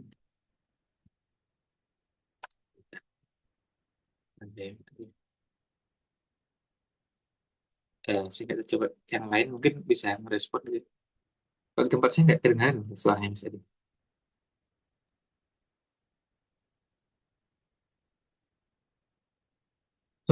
Sepertinya beliau baru ke belakang mungkin saatnya. Eh, ini dia, kameranya terbuka. Benar Mas Ustaz. Iya, tapi nggak ada suaranya ya, Mas Eri. Eh, Suaranya Mas i- Eri nggak kedengaran ya? tidak Ustaz. Iya, iya, Izin share screen dulu Ustaz ya. iya, Deh, iya. Enggak. sambil nunggu Ustaz tadi. Iya, enggak. Saya.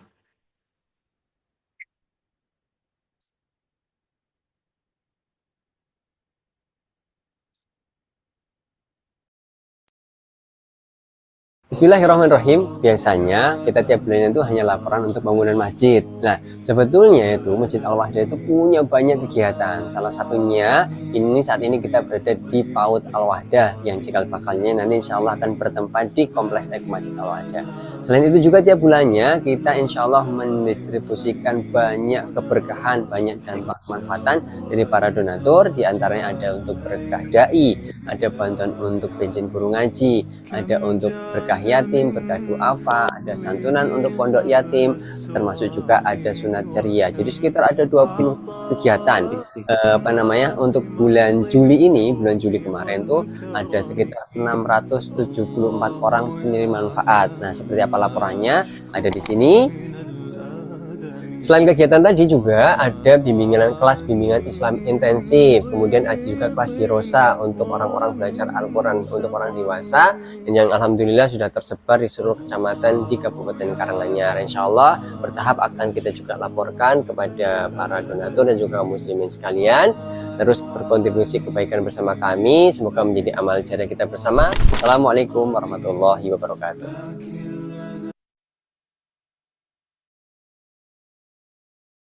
Cek.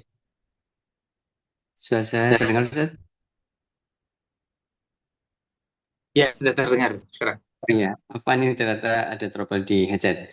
Oh, Jazakallah Jazakallah yang telah membantu. Sekali lagi kami ucapkan jazakallah khair pada Ustadzuna atas materi yang telah disampaikan. Masya Allah, ini baru 3 adab ya, tapi Masya Allah kalau ini memang betul-betul diterapkan, nanti Insya Allah sudah banyak membuat perubahan pada rumah tangga kita. Nanti tadi ada kesabaran, toleran, dan bermanfaat, dan juga seni bagaimana kita memberi termasuk juga melayani kepada pasangan kita dan juga kepada keluarga kita. Bapak Ibu yang dirahmati Allah, monggo kesempatan kepada Bapak Ibu sekalian untuk bisa menyampaikan pertanyaan, baik berkaitan dengan materi tadi ataupun ada hal-hal mungkin yang mau ditanyakan.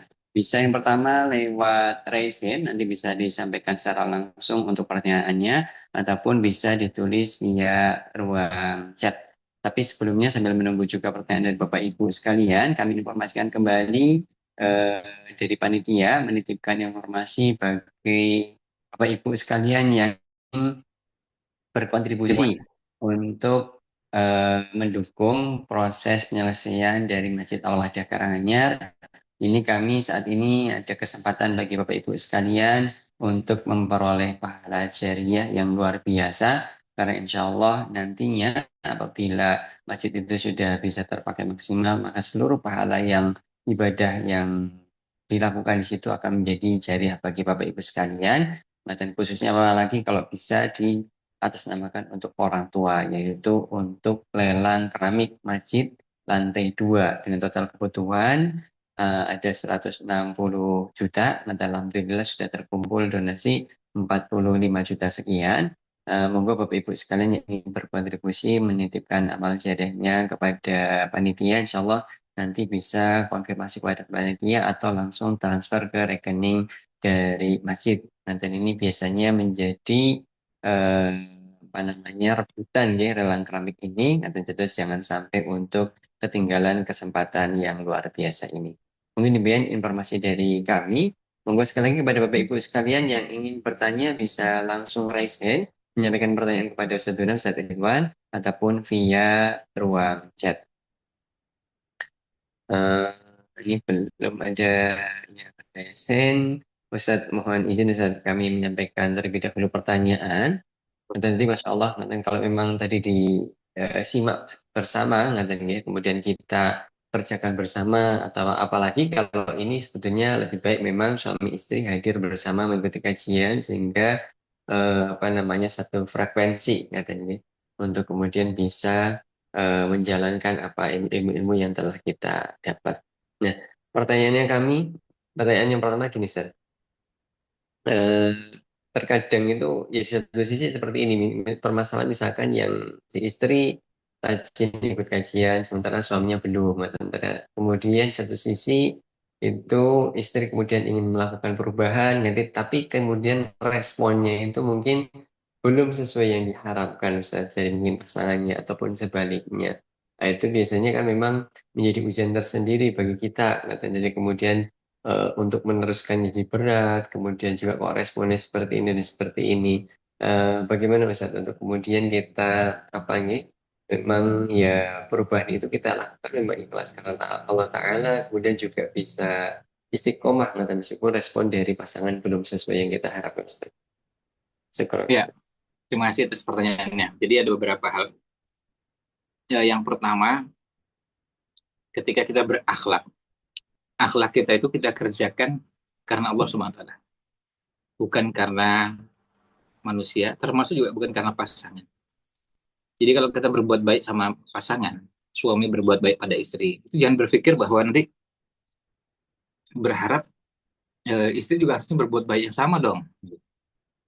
Jadi lalu menuntut, kan saya sudah berbuat baik, lalu ingin istri juga berbuat baik yang sama. Padahal bisa jadi tidak sama dan juga bisa jadi dari sisi waktu juga saya berusaha cepat, tapi istri responnya lambat atau sebaliknya. Karena kita berakhlak itu betul-betul bagian dari ibadah. Maka kita kerjakannya karena Allah SWT, bukan karena manusia, bukan karena mengharapkan pujian, bukan karena takut celaan, tapi memang betul-betul karena Allah SWT. Ini yang pertama, yang berkaitan dengan akhlak ini. Sehingga karena ini dilakukan karena Allah SWT, mau direspon kayak apapun, itu nggak ada urusannya. Tetap kita akan berbuat baik. Jadi bukan karena kita berbuat baik, lalu kita dibaiki, maka kita kerjakan berbuat baik lagi. Bukan. Sampai orang nggak berbuat baik pun, ya tetap aja. Kalau pasangan nggak berbuat baik, ya tetap saya akan berbuat baik. Pasangan begini, ya tetap aja pokoknya. Karena ini hubungannya dengan Allah SWT. Ya sama seperti Rasul SAW ketika berlaku baik kepada sekian banyak orang. Ada orang yang jelas-jelas kasar, jelas-jelas jahat, jelas-jelas ini dan itu, tapi Nabi SAW tetap mencoba terus bersikap ramah dan baik kepada semua orang tadi. Ya, yang kadang nggak sabar kan yang lihat tuh.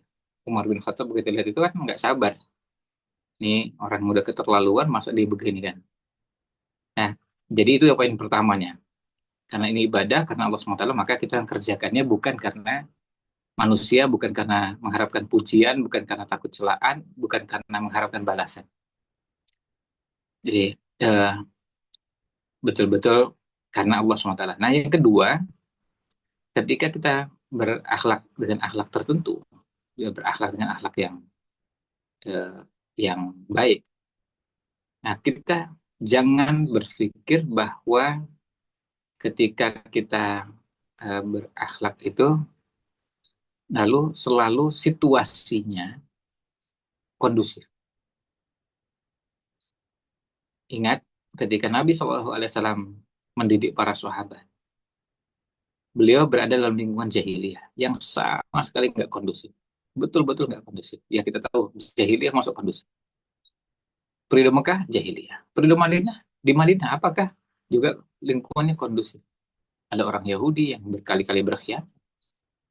Yahudi Bani Nadir, Bani Quraidah, Bani Qainuqa. Mereka berkhianat, mereka licik, mereka ini, dan seterusnya. Ada orang munafikin. Lalu ada juga orang kafir lain, selain dua tadi. Nah, Nabi SAW ketika berada dalam lingkungan seperti itu, tetap mendidik. Dan ini menjadi pelajaran bagi kita, ketika kita belajar sirah nabawiyah, jangan membayangkan bahwa Nabi SAW mendidik para sahabat itu situasinya kondusif. Kalau kita membayangkan itu, berarti kita keliru memahami sirah nabawiyah.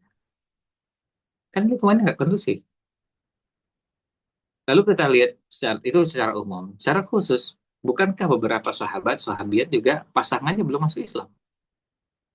Dan semua bentuk itu lengkap, sudah ada semua. Ada yang suaminya masuk Islam, istrinya enggak. Ada yang istri masuk Islam, suaminya enggak. Ada yang anaknya masuk Islam, ibunya enggak. Ada yang anaknya masuk Islam, bapaknya enggak. Dan mau siapa lagi? Ya, ada orang tuanya masuk Islam, anaknya enggak. Itu semuanya, semua model ada. Abu Jahal nggak masuk Islam. Anaknya Ikrimah masuk Islam dan menjadi seorang sahabat. Kalau kita mau ambil contoh-contoh tentu panjang. Intinya apa? Semuanya ada. Nah, bahkan perbandingannya sangat ekstrim. Satu Muslim, satu kafir. Nah, itu kan jelas. Ya. Kalau ini kan masih sama-sama Muslim. Ya, Muslim dengan Muslimah. Cuma yang satu masih kurang baik. Yang satu kurang ini, kurang itu. Ya, bagaimanapun, kalau dia masih Muslim, kemudian dengan beberapa kekurangannya, nggak bisa dibandingkan dengan yang kafir. Karena dosanya, tadi misalnya dosanya suami kadang-kadang temperamen, suami kadang-kadang mudah marah, itu buruk ya. Tapi dan itu dosa. Tapi nggak bisa dibandingkan dengan kekufuran. Kufur jelas dosanya sangat besar. Nah, sehingga kita belajar untuk tetap berbuat baik dan Al-Quran mengajarkan itu.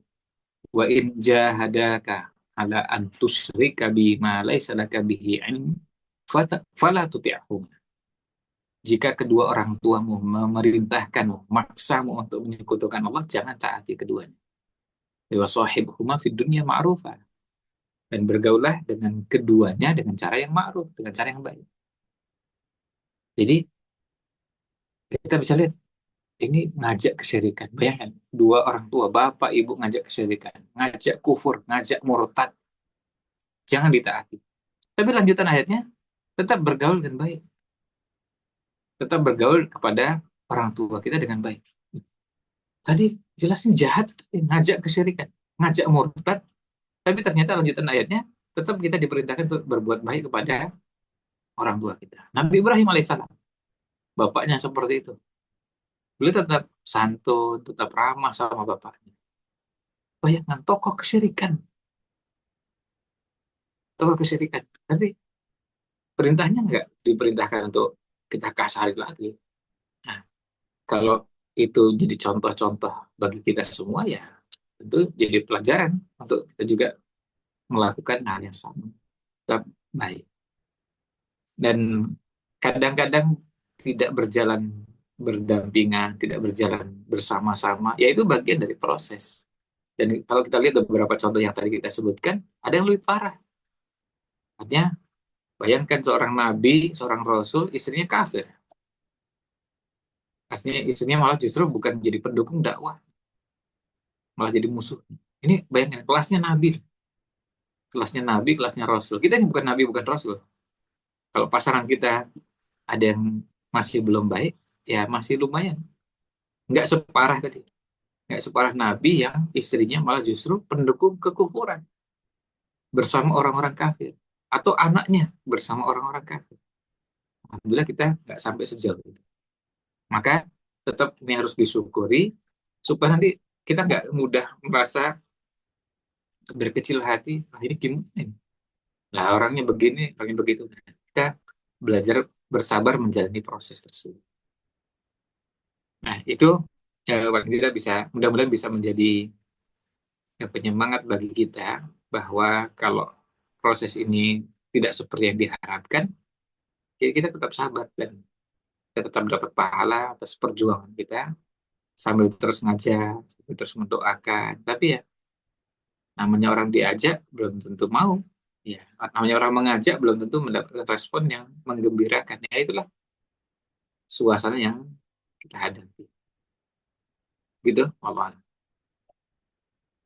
Ya, Masya Allah, jazakallah atas jawabannya, Ustaz Ridwan. Monggo sekali lagi pada jamaah sekalian, Bapak Ibu, rekan-rekan sekalian yang ingin bertanya mungkin untuk sesi kajian pada malam hari ini, kami persilakan bisa langsung raise hand ataupun via chat di ruang chat, kami persilakan.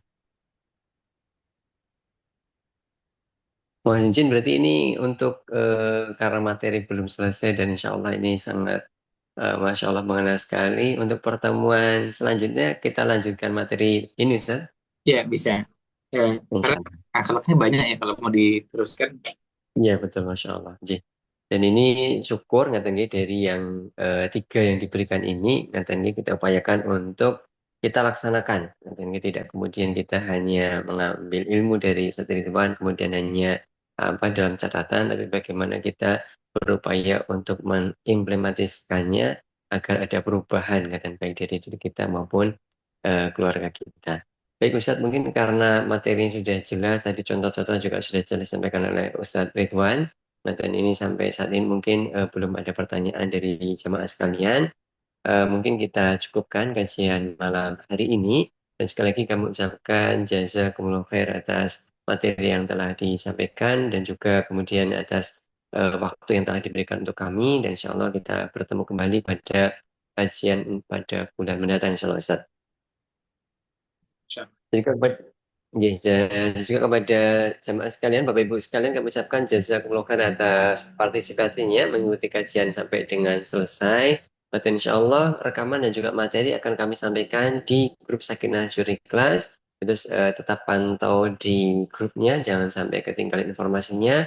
Dan juga kami mengajak untuk materi yang telah diberikan dalam setiap sesinya kita bisa aplikasikan, kita bisa terapkan kepada keluarga kita, agar semakin hari keluarga kita semakin baik, semakin mesra, insya Allah sesuai dengan yang kita harapkan, sekaligus nanti juga insya Allah menjadi contoh bagi putra putri kita.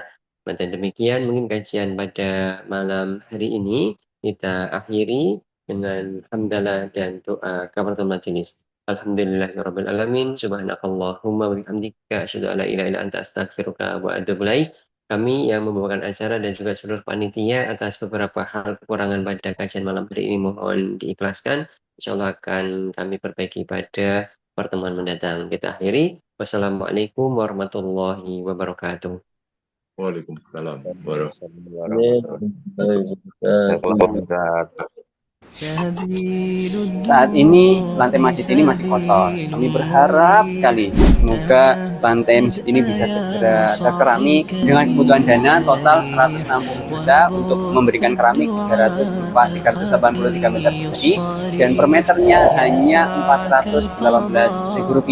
Marilah kepada kaum muslimin sekalian, para muslimin sekalian untuk berkontribusi menanamkan amal jariah bisa diatasnamakan kedua orang tua kita agar pahalanya nanti bisa mengalir kepada kedua orang tua kita dan juga kita sendiri. Ayo segera, jangan sampai ketinggalan dan juga jangan sampai terlewatkan kesempatan seperti ini. Assalamualaikum warahmatullahi wabarakatuh.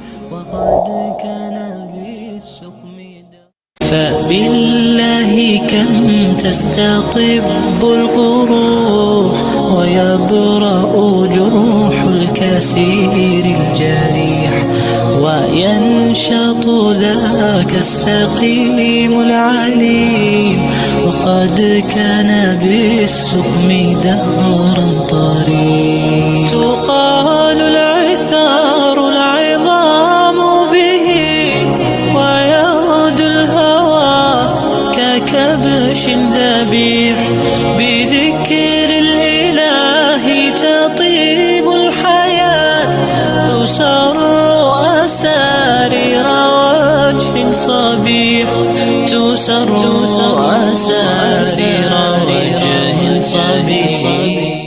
Semoga menjadi amal ibadah yang diterima oleh Allah Subhanahu wa taala. Terima kasih untuk kepada seluruh muhsinin dan donatur yang telah menyalurkan sembako kepada kami Panti Asuhan Wakaf Triasa. Semoga menjadi amal ibadah yang diterima oleh Allah Subhanahu wa taala dan jariah untuk antum semua. Jazakumullah khairan. Assalamualaikum warahmatullahi wabarakatuh. عبيدك من شتات في شتات أتاك وأنت تخبر بالنوايا